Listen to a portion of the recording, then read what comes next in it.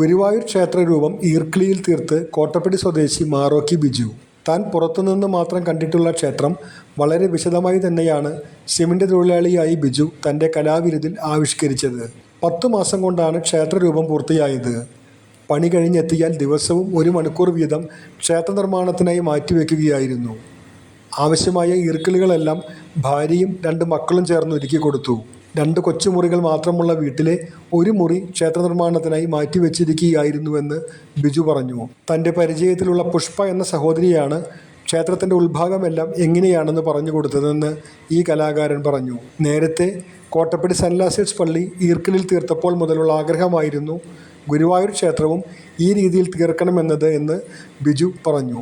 ഞാൻ യൂട്യൂബിൽ അങ്ങനെ ഈർക്കിൽ കൊണ്ട് ഉണ്ടാക്കി ഒരാൾ കണ്ടാണ്. ഇതുമാതിരി എനിക്കും ഉണ്ടാക്കുന്ന ഒരു തോന്നല്. അങ്ങനെ തന്നെ കോട്ടപ്പടി പള്ളി ആദ്യം ഉണ്ടാക്കിയാണ്.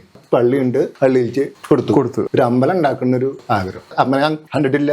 അത് ജനുവരി തൊട്ടിട്ട് സ്റ്റാർട്ട് ചെയ്തു. ചേച്ചിയുണ്ട്. ചേച്ചി ഓരോന്ന് വന്നിട്ട് എനിക്ക് പറഞ്ഞു തരും. ചേച്ചിയുടെ പേര് ഇപ്പാന്നാണ്.